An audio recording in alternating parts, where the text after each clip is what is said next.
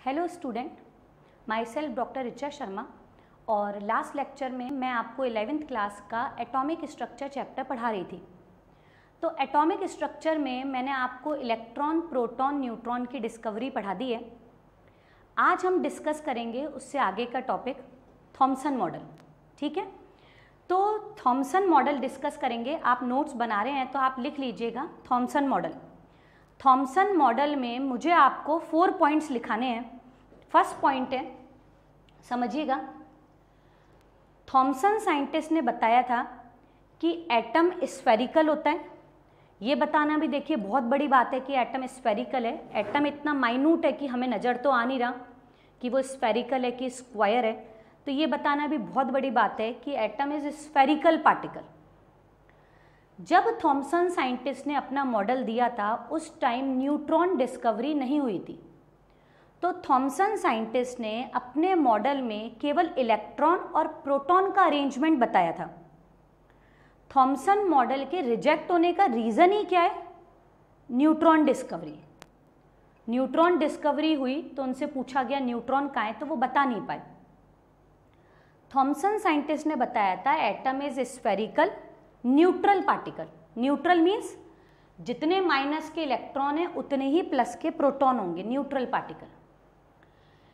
Atom में proton through out distributed है और जितने प्रोटॉन हैं उतने ही इलेक्ट्रॉन बीच बीच में एम्बेडेड हो गए। प्रोटॉन चारों तरफ डिस्ट्रीब्यूटेड है और इलेक्ट्रॉन भी चारों तरफ डिस्ट्रीब्यूटेड है एटम में। तो फर्स्ट पॉइंट है atom is spherical neutral particle. Second point, in atom proton distributed throughout and negative electron embedded in it. बीच बीच में नेगेटिव इलेक्ट्रॉन्स आ गए। थर्ड पॉइंट है, थॉमसन साइंटिस्ट ने एटम की रेडियस बताई थी, तो लिखिएगा radius of atom 10 raised to power -8 to 10 raised to power -10 मीटर, radius of atom. And last point is this model is also called plum pudding और वाटरमेलन मॉडल। जैसे पुडिंग स्वीट होता है, उसमें वाइट क्रीम होती है और रेड चेरी होती है रखी हुई उसके ऊपर, ऐसे वाइट क्रीम के जैसे प्रोटॉन डिस्ट्रीब्यूटेड हैं और नेगेटिव इलेक्ट्रॉन बिल्कुल बीच बीच में ऐसे हैं जैसे रेड चेरी हो पुडिंग स्वीट में। ठीक है, so it is also called plum pudding model. Watermelon model, watermelon में जैसे रेड रेड वाटरमेलन होता है और बीच बीच में ब्लैक सीड्स होते हैं, ऐसे इसमें पॉजिटिव प्रोटॉन है और नेगेटिव इलेक्ट्रॉन बीच बीच में सीड्स के जैसे आ गए। तो ये 4 पॉइंट हैं। इसके बाद थॉमसन मॉडल के रिजेक्ट होने का रीज़न ही यही है कि न्यूट्रॉन डिस्कवरी, कि न्यूट्रॉन के लिए उन्होंने अपने मॉडल में कोई जगह नहीं दी। ठीक है, तो उसके बाद फिर नेक्स्ट मॉडल आता है रदरफोर्ड मॉडल। रदरफोर्ड साइंटिस्ट ने अपने एक्सपेरिमेंट में न्यूट्रॉन, प्रोटॉन, इलेक्ट्रॉन तीनों का अरेंजमेंट बताया। तो नेक्स्ट हेडिंग लिखिएगा रदरफोर्ड मॉडल।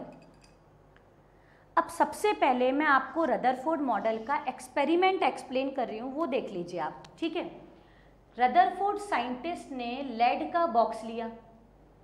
वो मैं आपको पुराने लेक्चर में बता भी चुकी हूँ कि लेड बॉक्स क्यों यूज़ किया, because lead is a heavier metal. Lead radiation को बैक साइड पे नहीं जाने देगा, स्टेबल हेवियर एलिमेंट है लेड। अब यहाँ पे हमने रखा radium piece, radioactive radium.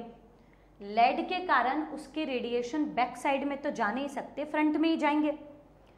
अब रदरफोर्ड साइंटिस्ट ने रखा थिन गोल्ड फॉइल।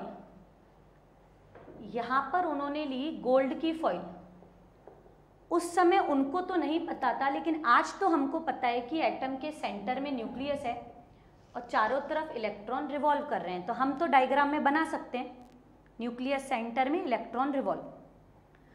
अब उन्होंने क्या किया, चारों तरफ उन्होंने लगाई एक रोटेट होने वाली फोटोग्राफिक प्लेट जिसके ऊपर ZnS की कोटिंग थी। ZnS coated photographic plate. ZNS की कोटिंग इसलिए करी because ZNS is light sensitive.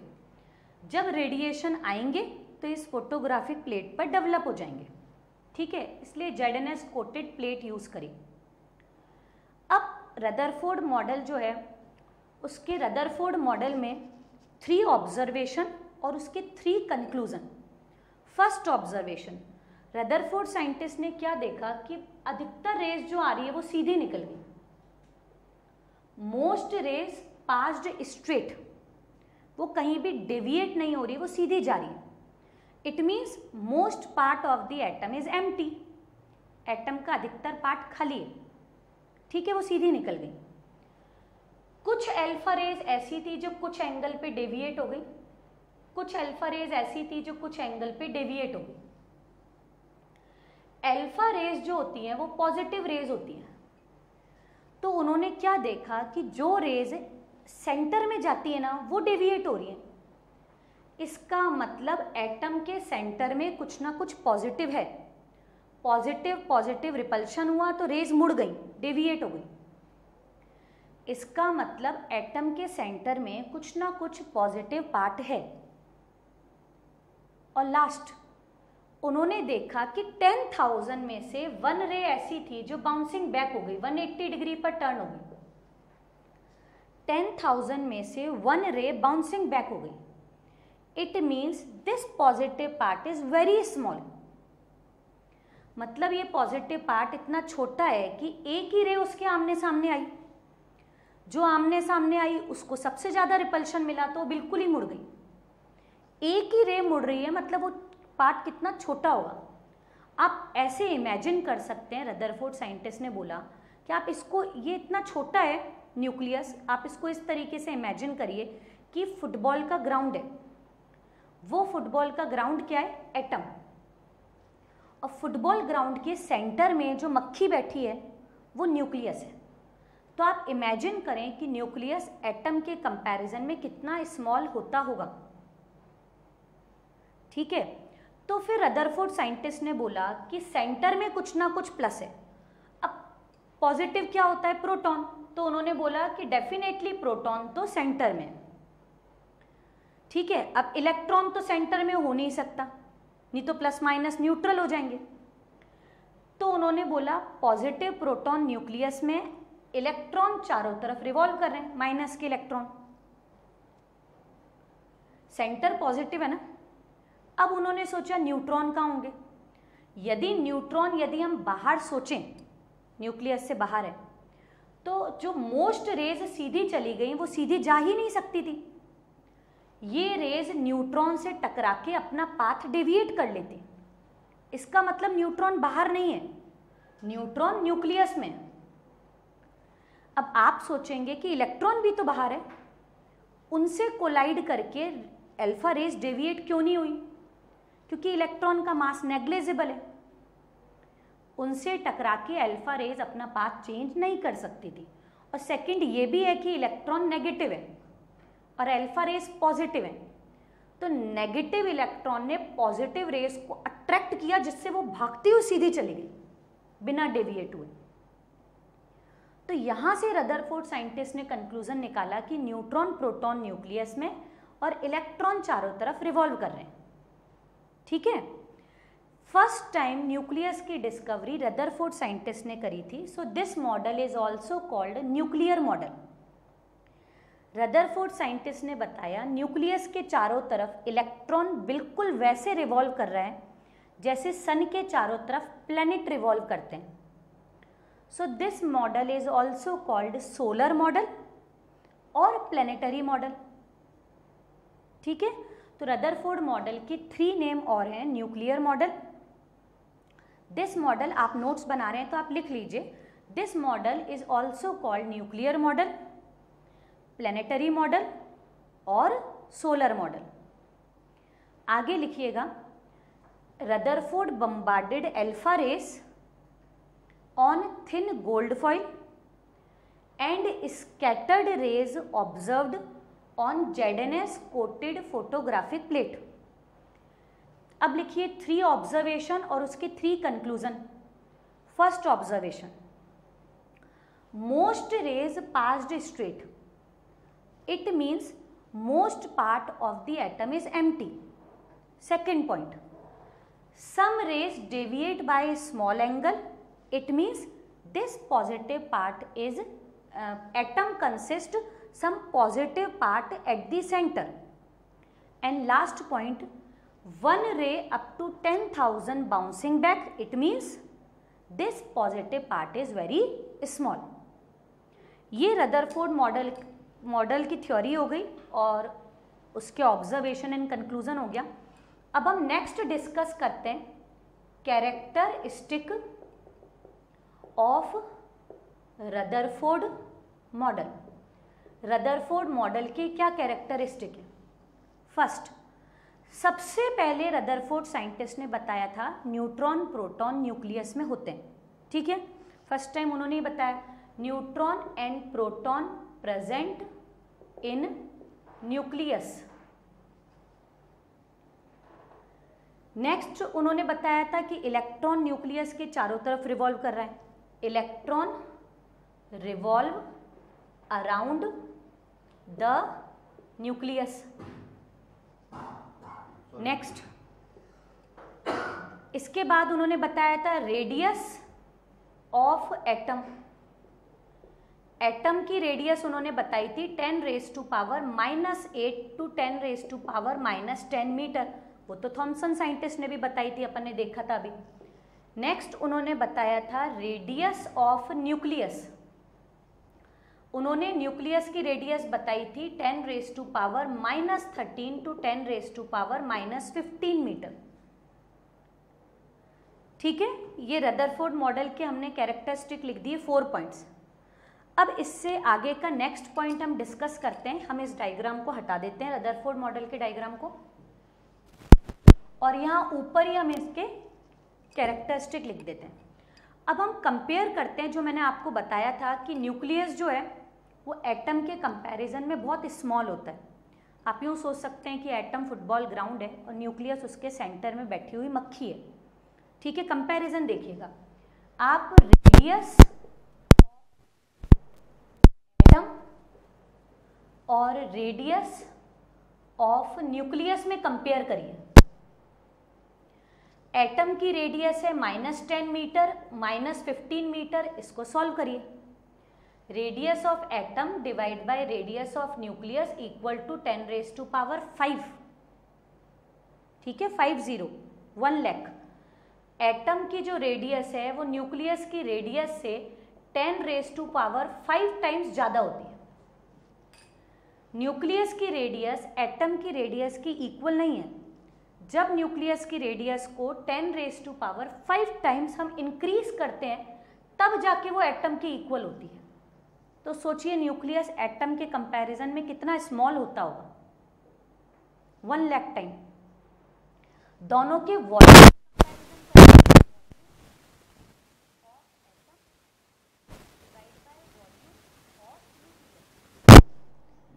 Atom and nucleus spherical particle होते हैं और स्फेरिकल का एटम का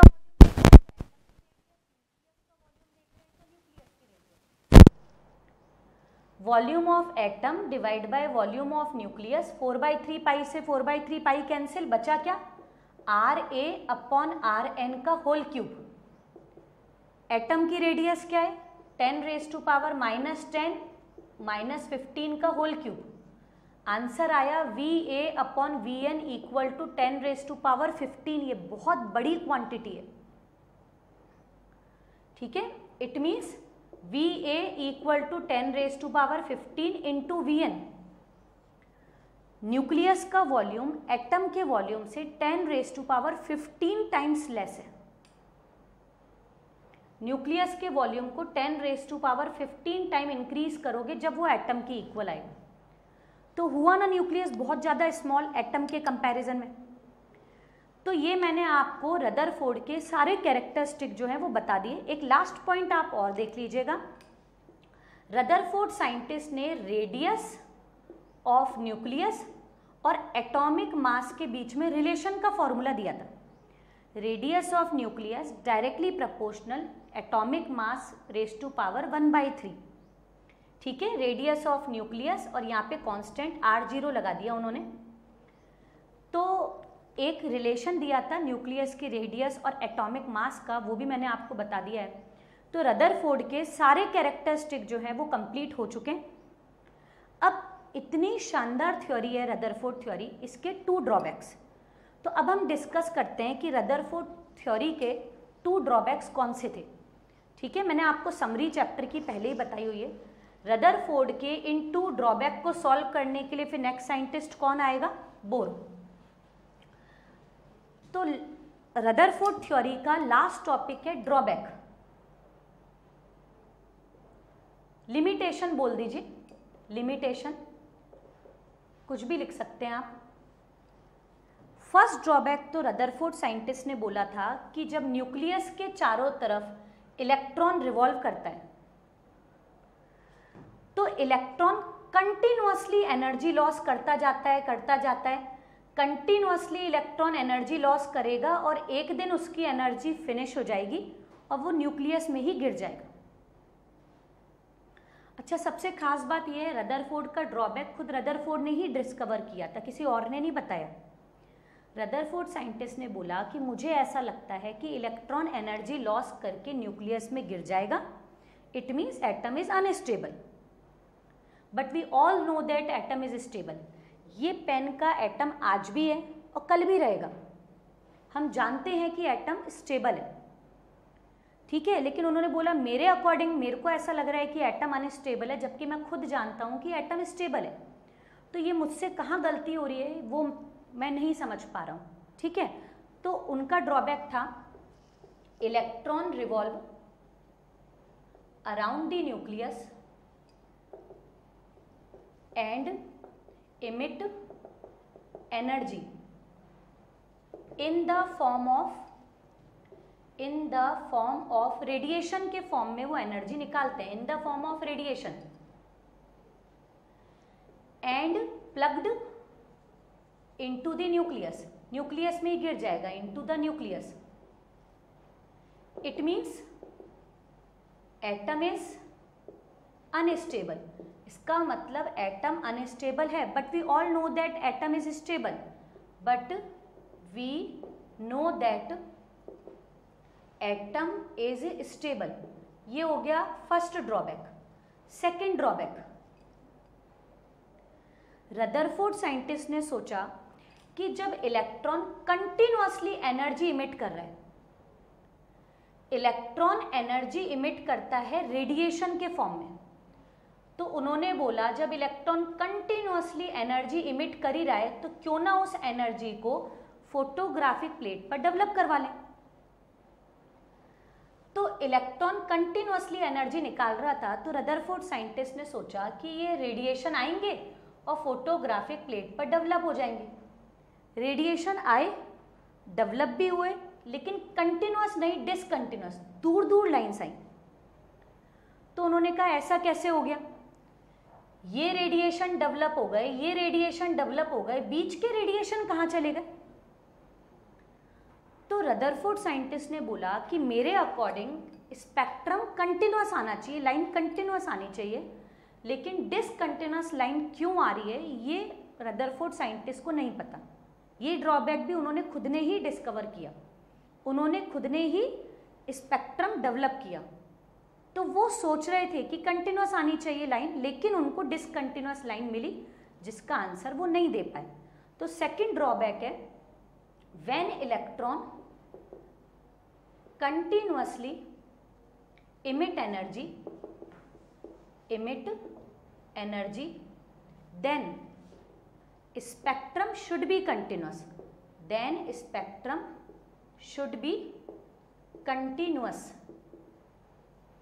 but he obtained discontinuous